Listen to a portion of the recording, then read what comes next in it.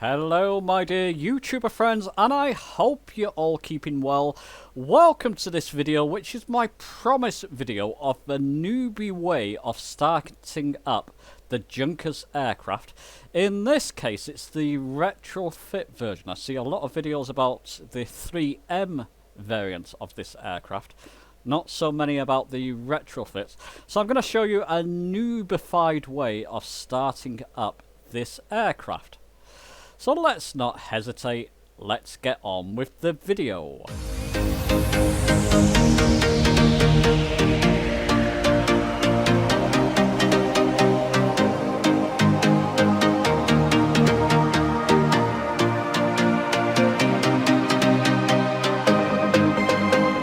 Okay, so in the cockpit of the retrofit Junkers, I would heavily recommend using a mouse if you're going to follow this guide, and if you're going to start this aircraft up manually, in fact, get hold of a cheap wired or wireless USB mouse.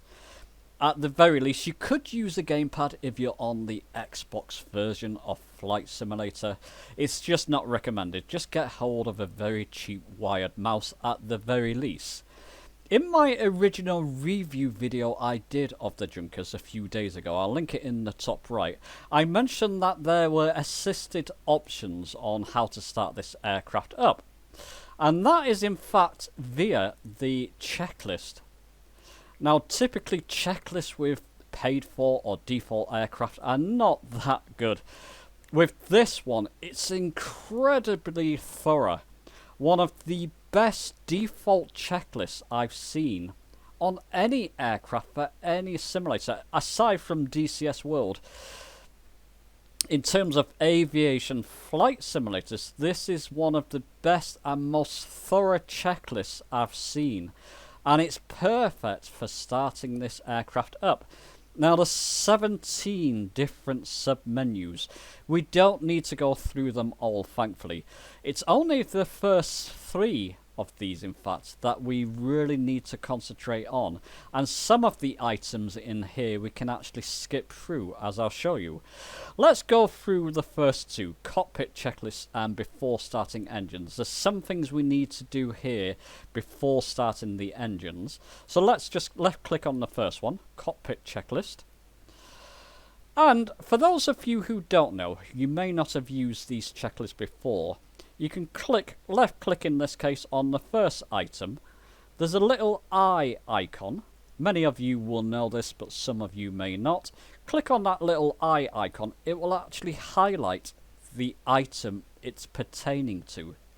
In this case, compartment blower wants us to turn that on, so we'll left click that. Should hear a few noises. And goodness knows what, I don't know how well my microphone's picking that up. Battery switches, which are just above there. Again, I'll just click that eye icon just to show you it will highlight the battery switches. Just going to left click them both to turn them both on. You'll see some lights and the aircraft start to come to life here. Generator battery setting. This is on the back wall of the aircraft. Quick way to get there. Click the eye icon again. I'll move the checklist out of the way. You can see that these are both set to battery anyway. The generators are both set to battery, so that's perfect. Engine master switches. I won't click the eye icon here. You can if you're new to this, but I know they're here. So I'm going to click them all, left click to open them all, left click the switches to turn them all on. And then you want to just close all the covers, as it mentions there. Throttle levers, idle. I know they're all idle because I can see from my HUL task next to me and my gamepad in fact that these are all set to idle. Move them up and down to make sure if you want to, but I know they're all set to idle. Oil, fuel, supply levers. They're all in their off position, so that's okay by default. Parking brake. Left click the eye icon to move down to that. It's actually off at the moment. If it's on, left click it to turn it on. The light will come on. Now this gets a bit confusing with the pilot heat. Don't confuse them both, the lights. That's on when the light's on and it's pulled out. If you don't turn it on and you start your engines, this aircraft will start to move forward, so make sure you have your parking brake on. Parking brake light is on as it says there, that means the parking brake's on. Pilot heaters, it wants us to turn these on. These are here, pilot heaters. Left click to turn them both on. And the next thing will say pilot heaters lights are both off when the pilot heaters are on. Bit confusing because when the parking brake's on, the light's on. But just don't mix them both up. Left pilot heater, it wants us to turn it off now. Okay, we'll do that. Battery switches, it wants us to turn them off. I recommend just leaving them on because on the next checklist, it wants us to turn them both back on again. So just leave your battery switches on. Don't worry about turning them off. And the last thing in this cockpit checklist is our flight controls. Actually, it wants us to turn our pilot heaters off. So let's make sure they're both off. Let's do this proper. So left clicking both of them off. And that's fine. The lights, both lights are on the pilot heaters. Wants us to check our flight controls, so you can do this or skip it. We know it's okay, it's a simulator, but just move your gamepad left, right, up, down, or your HOTAS or your yoke or whatever you're using, and your rudders. That's all fine. That's that checklist completed. That's all we need to do there. Let's click on this before starting engines to go to the next checklist, because there's a couple of things we need to do here. Carburetor's heat, wants it on cold. It's on cold by default. All the way up is cold, so that's okay. Battery switches, that's what I said, it wants us to turn them back on, so that's why I left them on. Radial panel. Now, I'm not going to worry about the radial master switch here. I think it's on norm by default anyway. And actually, you have to mouse up on this. It wasn't, but I'll just put it to norm. Okay. Radial master switch, I've just moused down to put that on norm, like that. Navigation lights, which are just below, it's here, navigation lights, wants us to put them on nav. To do with this, I'm just going to mouse up once, and the middle setting is nav. That's all we need to do there. Radials, I'm not going to worry about radials, I just want to start the engines up. ADF, I'm not going to worry about. And the RMI 1 and 2. Not going to worry about it for this video as we're just starting the aircraft up. And if I was flying this, I wouldn't be using my radials anyway. Hydraulic pump switch. Click the eye icon. This one here, just left click to turn it on. We do need to set that. Hydraulic pressure minimum 655 psi. It's here, this dial here. We can mouse into that.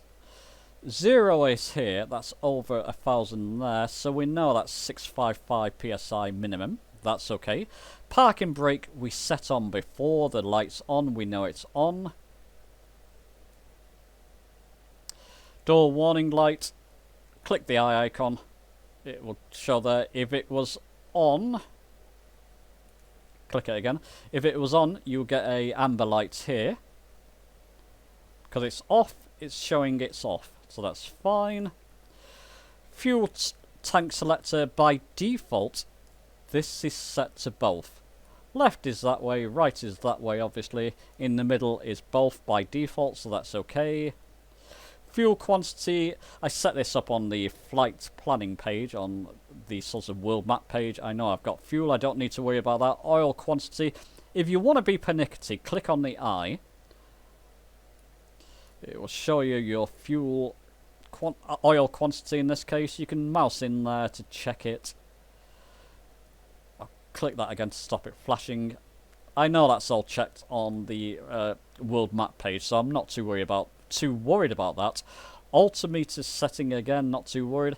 Compasses, these are set to slave, one there and one there by default, so you don't need to worry about that for starting the engines. They're on slave by default, so we'll leave that as it is. The only other thing we need to do on this checklist is our anti-collision light. Click the eye icon moves your checklist out of the way if you need to, like I have to. Left click to turn your anti-collision on. And that's that checklist. Now we go to the important part, starting the engines. Okay then, so we're on the main item here, starting engines. Before I start them, I heavily recommend that you open all windows, because the engine sounds are very quiet when all the windows are closed. In the Retrofit, just mouse over this knob, left window, left click and hold and move your mouse to the left to open the left window, right, left click and hold on the knob, move it to the right in that case to open the right window, and the overhead window. Left click and hold and just move your mouse to the right to open it fully, and then we can get all those lovely engine sounds. Now, like before, I'm going to run through the checklist. You can do this on your own, but there's a couple of caveats with this starting engines that I specifically wanted to show you, just in case you run into the similar problems that I did. Let's go to the first one. That's the safety start guard. Left click to open the cover, and it wants us to left click to safety starter switch on. Left click the safety starter switch. So we turn it on. Wobble pump. Click the eye icon. Click the cover first, and then click the actual wobble pump. I do love saying wobble. Once it's open, that's all you need to worry about with the wobble pump. Let's go with starting the engines now, the main event.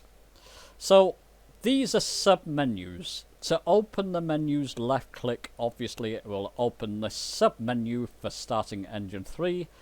Click the eye icon for the oil fuel supply, which is this one.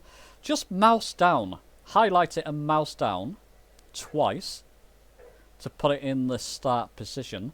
Prop lever, which is this one here. I'll click the eye icon just to fully prove that. Minimum RPM is all the way down, so it defaults it's down to minimum RPM. Mixture lever, idle cutoff. Let me slow down a bit because some of you may be following along. This is your mixture. You want this all the way up to idle cutoff. So I'm going to mouse over that, left click and hold, move it all the way up to idle cutoff. Magneto switch. Here's where the first issue may... This is where your first issue may be. It wants us to put it on both. Where is both? I know where it is. I know both. Mouse up on that for engine 3.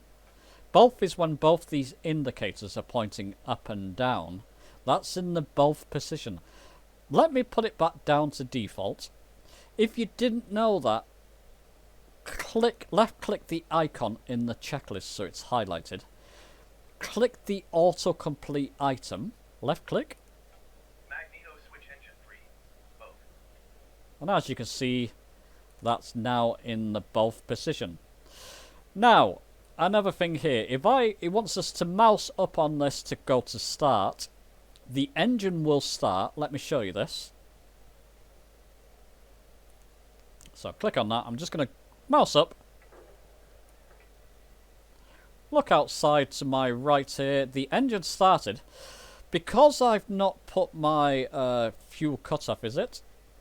Sorry, mixture lever to rich rather. The engine will cut off. So what I recommend doing here, let's move our view back down to this Magneto switch. Soon as you mouse up to put it to start, click the eye icon on the item under it to go down to your mixture lever.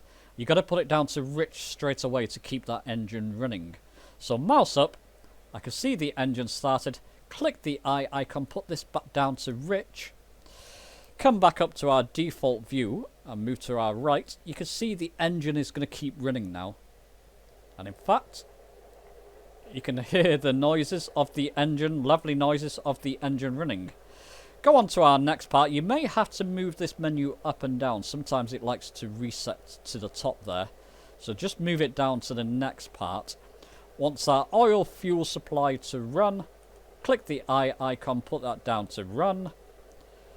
Once our generator on the back wall, our battery switch now turns to generator. Click the eye icon to get there quickly. Left click to put that onto generator. Adjust RPM to 600. Left click the eye icon.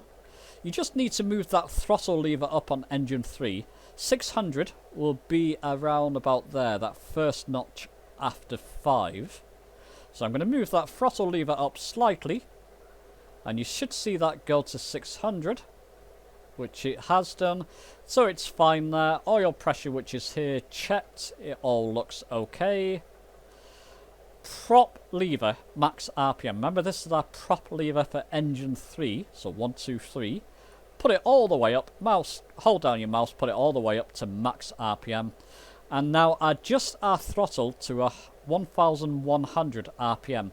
It's about this white line here from trial and error. I'll put that up. I'll watch our RPM to make sure it's on 1100. You could put it straight up there. Once you got used to the checklist, just put your prop lever up to maximum. Put this up to 1100 to keep the engines nicely ticked over.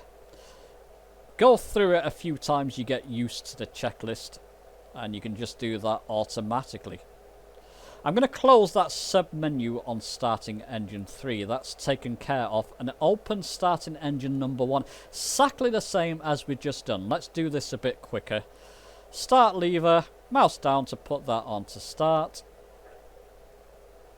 Min RPM, it's all the way down, we know that's okay. Idle cutoff for engine 1. Actually, let's move this checklist to the right here so we can get down to see this quicker. Idle cutoff. Magneto switch. Like I said, sometimes you just have to keep moving this menu down, it just likes to reset.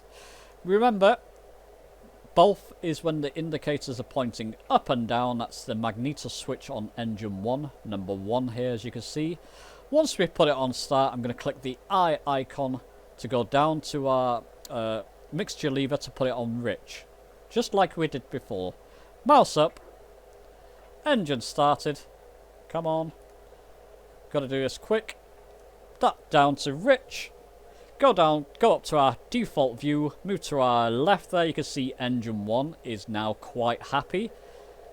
And you can hear it roaring up, which is beautiful. Let's bring this menu back, this checklist back, so I can get a better control over it. I've got to move the checklist down again to get back to where we were. Generator switch on the back wall. Got to move the checklist again. Left click to put that on generator.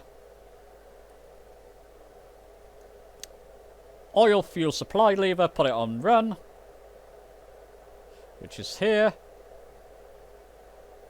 Come on. Adjust the RPM now to 600. We'll leave that where it is. In fact, I won't keep clicking that eye icon because it keeps resetting. So just adjust your throttle lever on number 1 there. I hope you're all catching up. Pause the video if you need to catch up. That's fine. Move it slightly up to get that to 600. Oil pressure's fine. Max RPM on the prop lever. Move it all the way up. And then adjust this to around there to get it to 1100. So we'll watch that climb to 1100 here. With any luck. And it's fine because it's on the same level as that. That is engine 1 started. We can close the sub-menu. That's all nicely taken care of. Fuel wobble pump. Click the eye icon here. Left click your wobble pump and left click the cover. We don't need the wobble pump any longer. Okay, starting engine 2. Left click to open the menu. Couple of things you do have to be aware of here. It had me stumped for a little while until I figured this out. Again, oil fuel supply lever. No issues there. Just put that down to start. Mouse down to start. Bus current. This is on the back wall. Now, I ran into an issue which I'll show you later. I started to flick switches here. Don't. Leave everything the way it is. Everything set up the way it should be. Now you can highlight that. DC bus current 2 supplied. There's no autocomplete. You can tick it. It doesn't do anything. I can tick it. Won't do anything. Apart from, say, it's supplied. Ticked, so you know. If it's ticked and it said it's supplied, you know everything's okay there. Fuel pump. Wants the fuel pump. Now the fuel pump is under this cover. You can't see it because the cover's in the way. This is where my issue started. I'll show you this in a minute. I'll close the cover. Click the fuel pump here. You need that on. Open the cover again. Mixture lever like we did before. Prop lever. You can see that's on minimum RPM. It's all the way down. Mixture lever like we did before. Put it on idle cutoff. Magneto switch. I'll put it to both. Both the indicators should be pointing up and down. I'll click start. Move my view up. You'll notice the propeller's not moving. This had me stumped for a while. What I didn't realise, when I closed the cover here, it switched off the safety starter. Be aware of that. If you close that cover to turn on your fuel pumps, you've got to click that safety starter again. Now, if I move my engine to magneto to start, you can hear and see the propeller starting. I've not gone down to put my mixture lever to rich, so it will cut out, but I'm just going to show you it starts. So it's all to do with that safety starter. That was my issue. I'll do it again. I'll move that to start and click the eye icon under the mixture lever to move that to rich. Starting up, move that to rich. Move my view to the default position. All engines are started. I just need to clean up a little bit to make sure everything's happy, like we did before. Put this down to run. Adjust this to 600 RPM. Little bit of throttle. 600. Check your oil pressure there. Oil gauges, it's fine. Max RPM on the propeller lever, just like we did before. And then adjust our throttle to number 2 to match these two to get to 1100 or roughly. And that will do. That's our engine starting up. All our engines are started. We're pretty much ready to taxi. We just got to turn off our safety starter switch. Now it's safe to turn off. Now it's safe to close the cover. As you can see there, guard close. Annunciator panel. Let's go over to that. Everything's clear apart from the pilot. The pilot is pertaining to the pilot heat buttons, which we turned off following the checklist before. If you turn the pilot heat on, you will notice that everything will be clear here, but it told us to turn them off, so pilot, don't worry about that being shown there. That's all you need to do. You've got the after engine start. You can go through these if you want to. No amber. We've only got the pilot amber, as I explained before, because we got the pilot heat off. These are all fine. You can just auto-complete the item there. Checked. It's all fine. Just leave it as default. PSI is around 1000. That's fine. Door warning lights off here, as you can see. And we can just click that button here to test our annunciations. And it's all fine. That's all you need to do to start the engine up. You are now ready. You can turn your strobe lights on if you want to. Oops. But you are now ready to taxi. Release the parking brake and taxi to your runway. So that's my Newbie guide for starting up the Junkers Retrofit variant. Let me know your thoughts. I hope it's been useful to you. Give the video a like if you've enjoyed it. Subscribe for many more Flight Simulator videos on the way. And I'll see you soon.